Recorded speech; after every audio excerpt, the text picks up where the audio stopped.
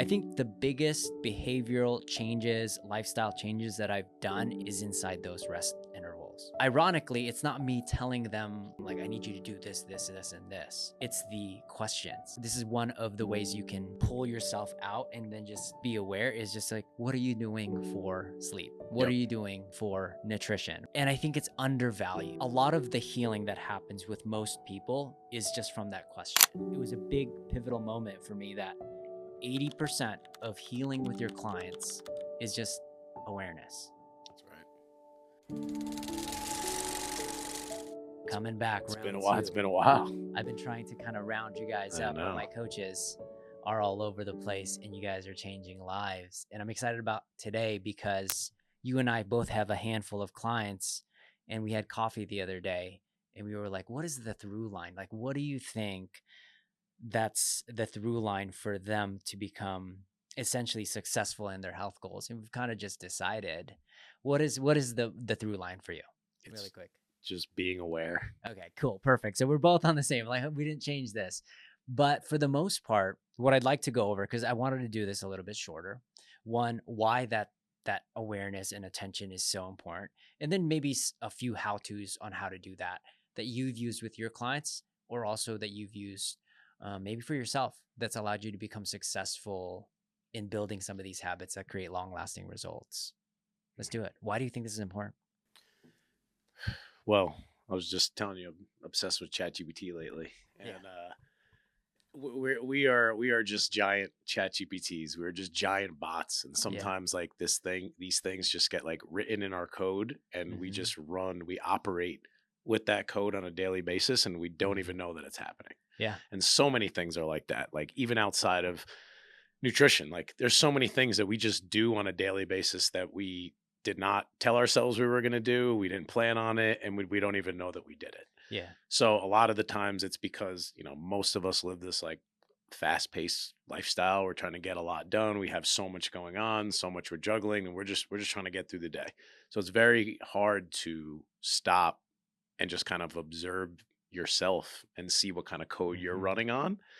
But when you do, you find out so much information about yourself, or even if you're just slowing down and paying attention to other people around you, like you just learn so much about the world around you. And then that information can help you rewrite that code. 100%. One of the things that I believe is most of our results are already in autopilot. The results that you have in your relationships, the results that you have in your health, the results that you have in your business is actually being done on autopilot. And the results not always good. Yeah. And the results are not always good. Yeah. And some of the results are good, but if you're trying to change something, you almost want to address like, what is the things that are on autopilot that I'm not seeing? Yep. And when you actually turn it off from autopilot, which is paying attention to it, is when you can start to rewrite the code, rewrite the prompt on ChatGPT. Yeah, it's like it's a great analogy because it's exactly what it is. It's just not as easy as just typing in a prompt to yourself. Like you might have to go through some different changes and some habit building, but the first step is just figuring out what you're doing on autopilot. Exactly. And there's something that happens inside the one-on-one coaching that we do, and I call it the transition side of coaching. Not like counting the reps, not designing the program, the warm up. It's what's happening in between. And I hear you, because I never get to see it, but you and I discuss all the time. It's like, what are you doing with some of that? Like you're building awareness in some of those transitions, like in the rest time. There's some valuable stuff there. I think the biggest behavioral changes, lifestyle changes that I've done in my coaching with my clients is inside those rest intervals. And ironically, it's not me telling them anything to do. Like I'm not telling them like, I need you to do this, this, this, and this. It's the questions. Yep. And sometimes they'll come with you with a problem. They're like, I'm just not getting results. It just stopped. And what we do, and this is one of the ways you can pull yourself out and then just be aware, is just like, what are you doing for sleep? What are you doing for nutrition? What are you doing for recovery? And I think it's undervalued. A lot of the healing that happens with most people is just from that question. Yep. And sometimes you could just leave with that question and then just be like, my job here is done. There was a particular life coach session that I had with my life coach at some point. His name is Jim. And we talked about my parents, my dad in specifically. And all we did for that hour was just talk about him. And then I was like, what do I do now with all this information? And he's like, my job here is done. And what he said was, I just had to get you to see it. Mm-hmm.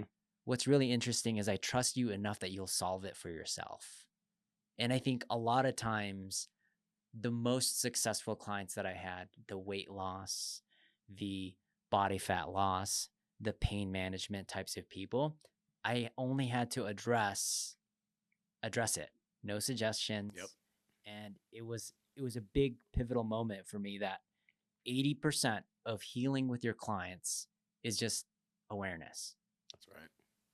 What do you think? So, I mean, 100%. And with the online, people is like, if you don't have that coach to be asking you those questions in the middle of those sets, then that awareness piece just isn't there, because most of the, like, not too many people wake up, look in the mirror and just start asking themselves really hard questions. But a lot of the times is I don't even give advice when I'm in those rest sets. It's just, I'm just asking questions. And then by the end of those questions, person already has like the answer. And Exactly. this is made up, but it can go from like, I don't understand why I'm not losing weight, and then like 4 or 5 questions can go by and they have just said into the universe, they have said so many things that they do, and then by the end of it they're like, all right, I got to stop eating that ice cream at night. Like by the end of it, it's like, and you didn't even do anything. You just asked questions and that awareness was brought up. 100%. So if you don't have a coach in person or you don't have online coach, it's you have to manage yourself in those situations, which is very difficult. But if you're slowing down, you're kind of removing yourself from the situation and just observing yourself and what you do and not making any judgments on it as well, because that's really important too. Because somebody tells me they have ice cream every single night, I'm not going to be like, why are you doing that? It's just going to be like, oh, like how many times a week, and just asking more questions so that they're kind of like peeling back the layers, and then by the end of it they're realizing why they're doing it. 100%. So I think you have to govern yourself in those situations, and there's lots of different like techniques and tools that you can use to help slow down. But as long as you can implement sometime during the day a daily practice of just thinking about your nutrition, because there's everyone has a million things to think about, but as long as you can sit and think about what's going on, you're already ahead of the game. 100%. Like if you don't have a coach, which I think you should get a coach, by the way.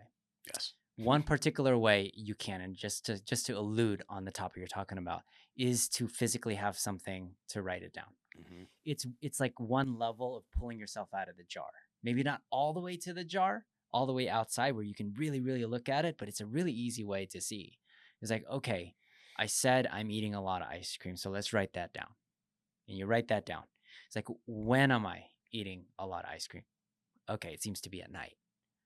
And then you're like, what state of emotion am I in during that? Oh, I'm just stressed, or I'm panicked, or I'm bored. And you just write all of those things down. And then once you start to address some of those things, you're like, okay, if it's stress, what if I did something for this? Like, what are all the now you're going to ChatGPT? What is all of the skills that I need to accumulate to be able to reduce my stress? Or where am I going wrong? How can I make my life more exciting? Because right now I'm feeling bored. Or maybe I need to redefine that. Right? There's something wrong with boredom for some reason. So I think just pulling yourself, one of the best ways to pull yourself out of awareness is the analog way. I even would go, I think a lot of people just do the text way, which I do too. Like just a note, just a running note. Yeah, just a running note. I mean, what do you think about the two things? Like, is it better to do analog? Is it better to do digital?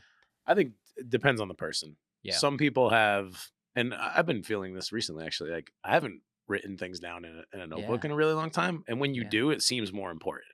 Right.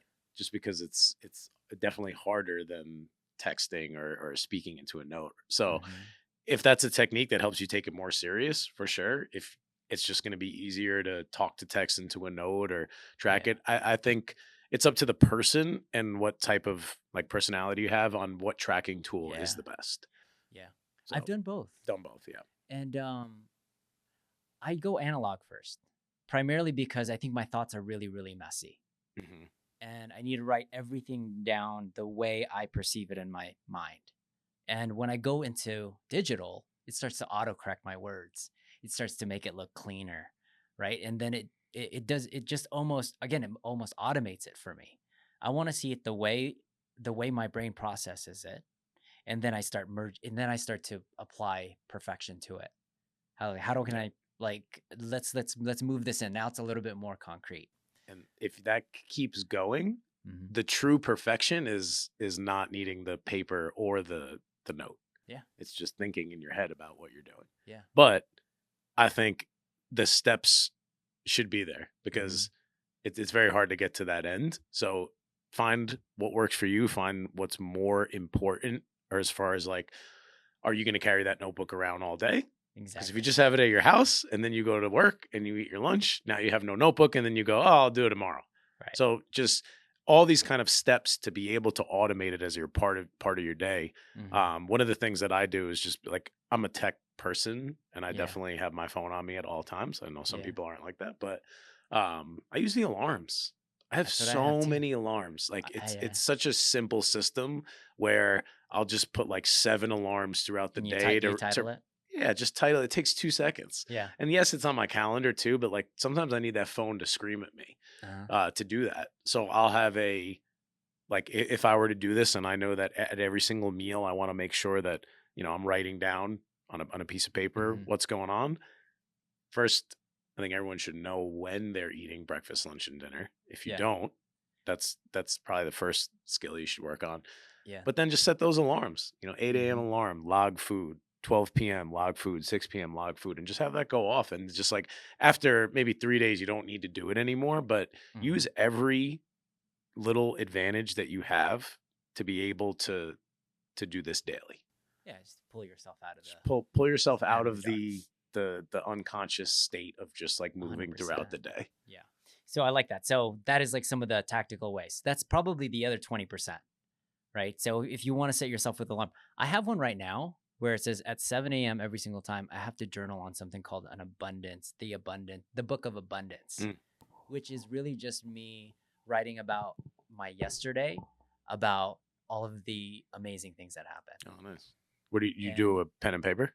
yeah, I just do paper, Paper. pencil. Yeah. But what's really interesting is anytime I introduce a new habit that I think is going to give me the biggest return on investment, because I feel like there's 50 things you can do. Hmm. That's what's happened. But that's what happens when you ask these questions. There's 50 things you can do, and sometimes I think people make the mistake of not doing anything at all because it's so overwhelming, Yeah. right? Or they didn't do enough reflection on which one's going to give them the best return on investment.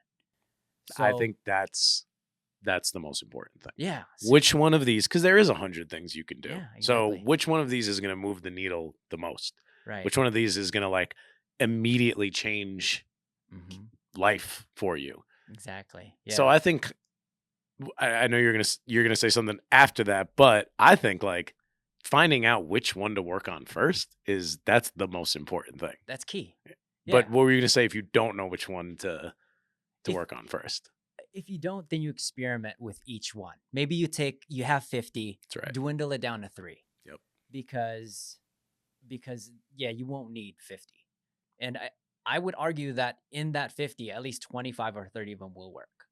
But the problem is people don't run enough long enough experiments, right? So I highlight the book of abundance because if I'm in this state, I can see more of everything that I have in front of me instead of everything that I lack, Hmm. right? And and when I do that, so what I'll do is I'll set up actually I do 30-day experiments. Some people will do 14 days experiments, right? And or some people will do much longer. I'll run through that and then I'll reflect again. Am I in this state of lack all the time, or do I see myself looking at more of an optimistic mindset? And I normally can know because in my happier states, I'm very curious, and in my empty states, I'm very judgmental. So I have to like pull myself back, and judgmental really quickly turns into anxiety and depression. And I'm like, oh, that's too deep. That's too deep into the empty for me. I'm missing a skill here. What am I doing? And then I write these things down, and I'm like, okay, I could meditate. I've been Mhm. meditating for years. I could do an hour of meditation, but then you also have to start to see like, where's my resources? What do I have to give back to be able to accumulate this next habit? Right. So I think just in terms of return on investment, the time it takes and potentially the gift they can bring you, I think is a huge thing, because Mhm. not everybody can do an hour meditation. Not everybody can do a 2 hour workout. Yeah, Right. no. All of what you just said is built on skill. Mm-hmm. Just first of waking up every morning and doing something consistently, Mm-hmm. that's a skill you built. Yeah, You find everything you just said about yourself is like you wouldn't know that unless you were really, really working on this. And exactly. I think that's another thing too, where like there might be some people that think what you just said is weird. That you wake Mm-hmm. up in the morning and you kind of have this like meeting with yourself and you're like your own therapist. Yeah. And like that might be weird to some people, but like how could you move forward strategically if you don't know those things about yourself? Mm-hmm. And it's like it's uncomfortable at first and it sounds a little weird, but like whatever it is, waking up and having that morning meeting is so Mm-hmm. big. Now you've moved on to something very specific like the abundance thing, but I'm sure you've done a million other things in the past where you Yeah. wake up and you think about something very specifically and you're always working on yourself. Yeah. I've done gratitude journals. I've That done, was yeah. level one for me. Hmm. Just think the coffee, you know, 3 things a day three that things a makes day. you now I did it so many times I don't need to write it down. Right. I It literally wake becomes, up and I'm like, gratitude, gratitude, gratitude, done. yeah. Like you don't need to do it anymore. But I did that probably for like a year. Yeah. And then it naturally creates a level of results for you. Hmm. And then at some point you're like, wait, I'm hitting a wall. Like now, how do I hit the next wall? This is when you can start really improving some of those habits and turning gratitude into a whole lot of Right. abundance, right?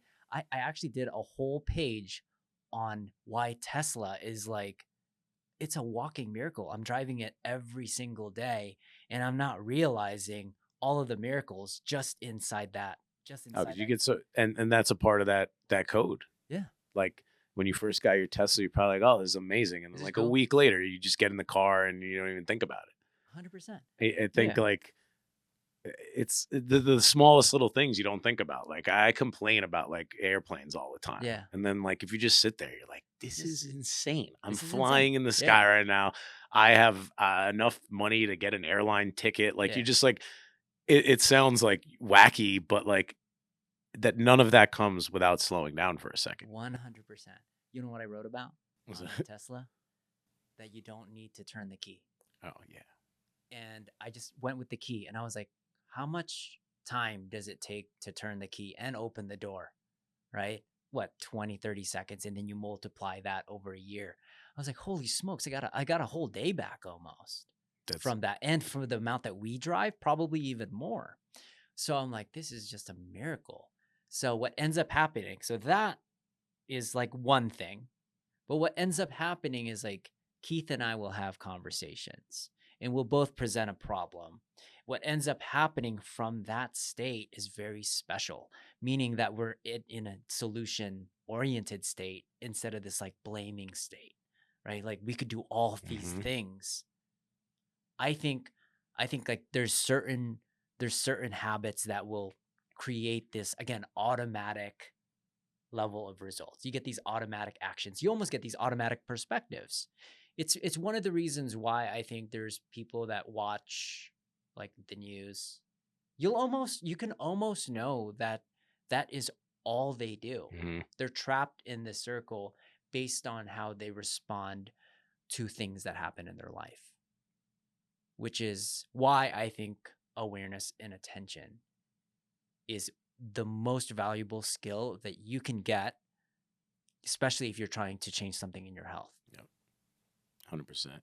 And saying all that stuff you do is like if you have 100 things to choose and you don't know where to start, you're thinking about what would move the needle forward. Like you're just literally working on ways to choose to be happy. Mm-hmm. So why not just start there? Exactly. Like being grateful and just recognizing all these things. Like if you wake up in the morning and that's how you feel, like what do you think the rest of your day is going to be like? It's going to be awesome if 100%. you think about that stuff in the beginning. So that's just like, I feel like that's advice that everyone gives, but it's a real thing because Mhm. first thing you're doing is slowing down, Mhm. thinking. So the rest of the day can be a lot easier because even I've been, I've been doing this stuff for like 10 years and there's a lot of days that end that I'm just like, wow, I, what happened today? Yeah. I didn't think, I didn't slow down. I I don't even know when I ate lunch, when I like those days will happen, but Mhm. you always got to pull yourself back. It's not going to Mhm. be this perfect thing every day because some days are always crazier than others, but Mhm.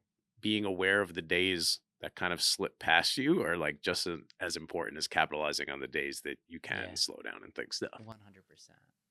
So we talked about the 80%, which is pulling the awareness. You'll know you're at the 80% oftentimes when you're like, I've never thought of that. Oh, Yeah. I do that like every day Right. still. But that is not the finish line. Like you're doing 80% of the finish line. But once you're there, that's when you start either like you create an action plan Hmm. that needs to be reminded. If you don't have a coach, this is why coaches are so valuable because we're like, hey Keith, how was that homework on that we decided on Wednesday? And then you're like, oh, I'm doing it. And then if you don't respond, I was like, hey, I'm just checking up on you. I'm not your mom. I just want to make sure you have my full support. Yeah. And then I text you, right? You can essentially do the same thing for your self coaching if you just set those reminders. Yeah. They get so annoying at some point that you're like, dang it, I do have to do this abundance thing that I decided that I was going to do.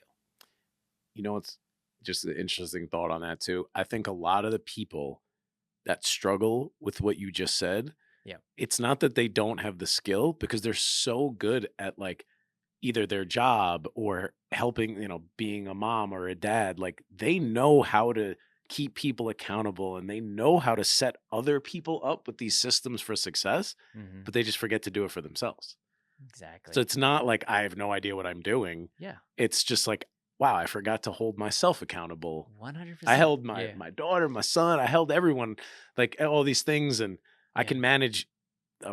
I'm running a business. I can manage this. I could do all these hard things, but it's like, wow, I forgot to check in with myself that I said I was going to do this by Wednesday. 100%. Yeah. Like I have stress professionals that are like, I have my CFO meeting here Hmm. every Monday. I have my team skill training with my sales team on this Monday. And they have all these cadences, yet they forget Yep. the most important ones themselves. Yeah. And then once they add that one unlock, everything starts to explode, Yeah. right? That's like if you worked at a business and your boss wanted to meet with you and you're like, oh yeah, I got to meet with them. It's really important. Or like the CEO wanted to meet with you. You'd be like, I have to go to this meeting. But Yeah, like those still aren't as important as the meetings that you have for yourself. And 100%. those will always be the ones that you miss. Mhm. And that is like the number one thing that I think the most important thing that I grasp hiring a therapist, hiring a life coach is setting a self meeting for yourself. I Hmm. have like about two a week. I call them like Monday Yep. reflection, Friday roundups, right? Or I can have now this abundance thing. It just starts to stack, right? So, um, I really think once you get to a point, when do you know the habit is either time to just like stop reminding yourself or time to upgrade, or maybe like it's not a habit that is working for me. I need to test something. I think it's when it just becomes automatically part of your day, Yeah. and then like the alarms like almost kind of annoy you after a Yeah. while. You're like, I just like, yeah, Yeah, I you know did I'm it. doing it. Like Yeah. when you sort of have that feeling, or when you're just going on autopilot and then you realize that you did those things. It's Without even, yeah. like brushing your teeth. Like you don't have to set an alarm to do that. You don't have to put a Yeah. post-it note by the mirror and say brush your teeth. So that also takes self-reflection, which is Right. like if you don't have that skill, it's very Yeah. hard to do anything. But after a while, and you have to be honest with yourself about it. And I think that's the hardest part of the meetings, Yeah. that you can you could lie to yourself about some of these things or make too many excuses. Yeah. But f- for that meeting, because when you're having a meeting with yourself, Hmm. it's a very interesting concept because who's talking to yourself. Yeah. So it's very, very subjective meeting. Yeah. I like, and this is what I do with my people anyway, right? Because they could say, "Oh, I've eaten so good. I've done this. I've done that," but there's no data, right? Numbers Yeah. don't lie. Yeah. So if you really want to make sure that you're holding yourself accountable in these meetings, I like the simple checklists. Yeah. So if I want to have a morning meeting, I say I'm going to do this for 2 weeks straight. Mm-hmm. Every single day, there's day 1 through 14, and it's either a check or an X. Did you do it or did you not? And then when you have that meeting, you have 14 days. How many checks do you have? How many X's do you have? There's no like, oh, well, that morning I was busy and that morning. It's a check or it's an X. Mm-hmm. And if you've done it for, 13 out of 14 days, I think you got it. Yeah.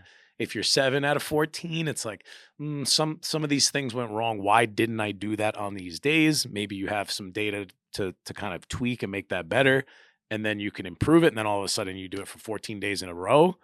Don't need to do that anymore. 100%. So Yeah. I think that simple idea of these very objectives, did you do it or did you not? Yeah. And then you could bring that data into your own meeting, and then it's very, very objective. I think that's the best way to do it. Yeah.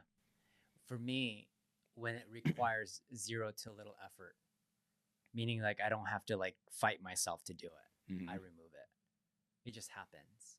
And I know it doesn't work if I'm still feeling the same after about like 30 days. Mhm. 30 days is, I love running 30-day experiments. It doesn't seem too long.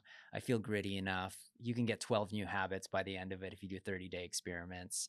And, or if I hit like a bottleneck. So let's just say I am trying to get leaner and I'm like, I can't hit another one. Like I just capped. I have to just address whether it's the 3 big skills: stress, which is sleep for me, right? Nutrition or fitness. And then I hit those. Like, which one can I get the biggest return on investment? Mhm. So those are like the ones. And to be honest, like in those 12-month experiments, not everyone is going to be like, that was good. I'm going to keep that. Mhm. I've learned that when I take on a habit, I almost want to keep it, which is also very dangerous. There's something that tells that you eventually have 50 habits. Oh yeah. And then you're just overwhelmed. Yeah. And then you got to unpack some. Yeah. And that's where that Yeah. reflection comes in. Mhm. Because then by the end of it, it's like 50 check marks, and you're just like, and then It's you're too much. like, imagine Yeah. like oh, I'm gonna make sure everything is systematized, and I'm writing everything down, and it's like you're brushing your teeth and you're putting a check mark. Like what? Like For there's what? just some things that you don't need to track. Like if Mhm. it is an ingrained habit, if it feels like it's no effort, if it's already there and you worked on it, you have to just like be happy that now you do that, and you need to scrap that, but you need to continue to evolve it. Exactly. And that's where I think kind of this mindset of like, I'm just going to I'm going to be perfect on my diet for 6 months. Mhm. There's that end date. And then what do you do at that end date? Do you revert back to your old habits? You throw your systems out the window. So I think it's constant refinement of your own system, Yeah. or the system that you're being put through, and then constantly reevaluating and what can keep driving me forward and what do I not need to do anymore. So good. All right, I want to sum up this conversation because our goal is to do this really short. Yeah. And it's already It's never 10:20. works out that way. But for the most part, guys, if you want to pull yourself and be able to have this amazing health journey, it's really just to build awareness, whether it's just writing it or analog or hiring a coach. That is 80% of this. The next 20% is one, holding yourself accountable by either creating alarms for yourself or hiring someone to hold you accountable. There's even apps that you lose money if you don't do the Mhm. I forgot what app it was. I'm Yeah, like, those are that cool. is crazy. I would lose a ton of money because there's certain days where I would just forget the habit. There's this so- one that you pick a cause or a foundation Yeah, that that's you the one. hate. Oh, you hate? Yeah, that you Oh, hate. And if you Oh my don't gosh. do it, it donates to them. So Oh it my stings even more, even if it's like gosh. $1. Yeah. Yeah, There was it's a funny one. There was a person that I follow. He said like I paid like $4,000, and I'm like, what? Oh my gosh. So if you guys want to go that route, there is that type of pain route for it. Yeah. Guys, if you guys like this episode, Keith and I are doing a little bit more of this behavioral side of it, nutritional side of it, habits side of it. And we're going to try to do a series of 12, and we'll keep kind of blowing this up, because I think once you understand mastering some of these habits and these behaviors, your results are on autopilot. That's right. And So that's that's, why yeah, this has to be the first one. This is the yeah, first thing you have to do. yeah, 100%. So if you guys want to autopilot amazing results, look out for it in the next episodes. I'll see you guys soon.